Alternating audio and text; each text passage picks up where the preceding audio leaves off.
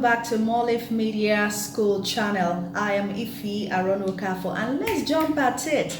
We're at item number 4 on the list of things I wish I knew before I ventured into broadcasting in the first place, and that is speech pace.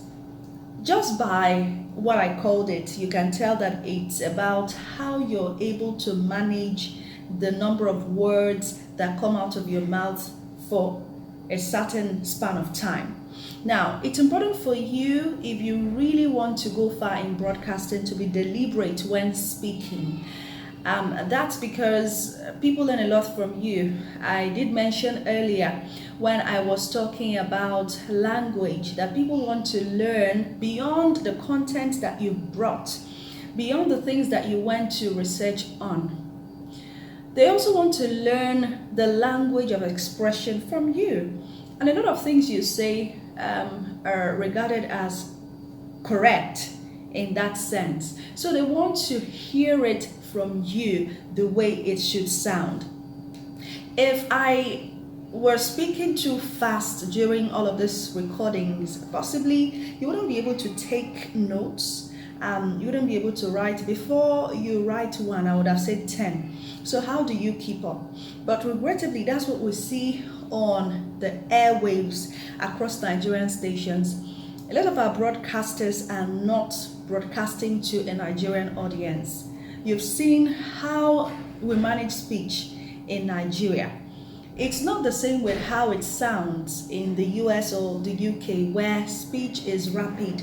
For us, speech is deliberate for the Nigerian audience, for the Nigerian population. So anyone who wants to practice journalism, broadcasting precisely in this part of the world, should be a deliberate speaker of whatever language they choose. You have to speak at a comfortable, natural speech pace.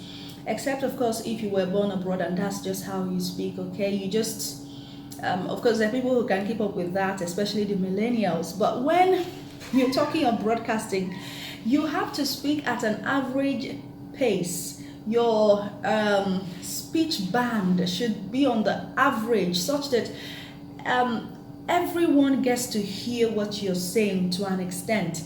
Mama in the village should be able to understand you. So it's important for you to be deliberate and as natural as possible. There's a natural way you speak. So in broadcasting, it's just for you to fine-tune how the words come out, to be sure that the words are coming out right, to be sure that you're pacing it. You know, there are certain pauses you now begin to observe if you're doing professional broadcasting. That's the difference between how you speak on a normal and how you speak while on air as a broadcaster. Now, another reason why you should speak at a comfortable pace, natural, I call it a comfortable, natural speech pace. Why it's important is because while you're speaking, you're also thinking.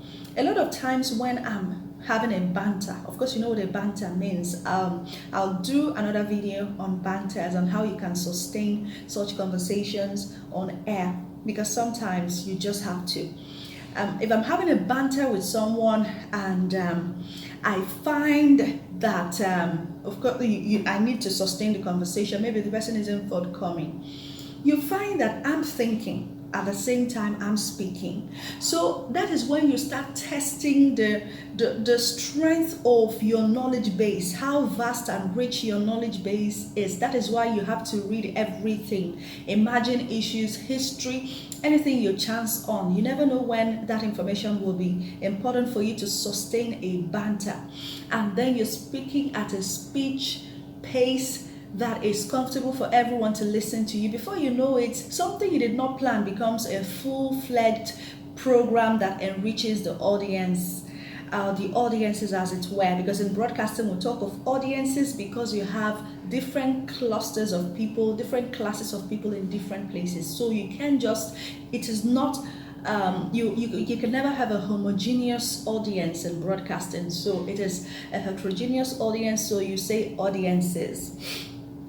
So it's important for you to think a lot of times when you are in a conversation, when you're in a banter, when you're broadcasting. So you have to pace your speech so that you're able to think and speak at the same time. And you should also allow your audience reasoning space, because you can't just be putting out thousands of information all at the same time, expecting them to grab them. No. You are abusing your audiences. You really need to pace it so that as you dish out all of this information, they are processing it and reasoning and reacting. That's why sometimes somebody has a full program, maybe for 30 minutes, 45 minutes, and nobody makes a useful comment. It's because you're not letting them process the information that you're dishing out. And that's also why I feel that people should not overload programs. Sometimes somebody is rushing to say everything in one breath because they have overloaded a program with a lot of things. You should deliver your programming in bite sizes. Whatever you have to say, break it down. Sometimes you need to serialize, just like I've done in this series of lectures. I did not lump it all into one. I'm serializing it so that you can process it bit by bit, and there is always something for you to say, feedback. I expect you to feed me back on what you listen to, and tell me how it applies to your peculiar situation. So essentially that same applies to broadcasting. So you have to pace your speech and speak as naturally as possible. Think of the likes of Cyril Stober, veterans in broadcasting. You listen to them. Deji Badmus, of course, is my mentor.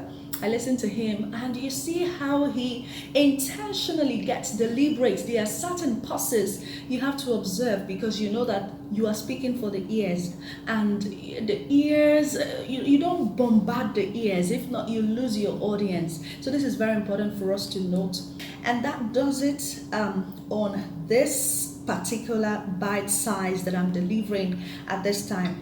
Below this, you can find the bell. That's the subscribe button. Please touch that bell and subscribe so you don't miss subsequent videos.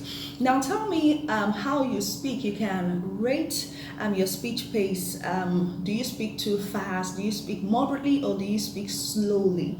You can let me know your assessment of your present speech pace, so that at least when I get to listen to you, possibly during the training proper, and we can start training from there. My name is Ife Aaron Okafor. Remember to follow me as well on Facebook because I do a lot of writing there. But of course, here we share videos, trainings, and there's much more to come. So do not hesitate to share this video with others so that they can also learn and get value.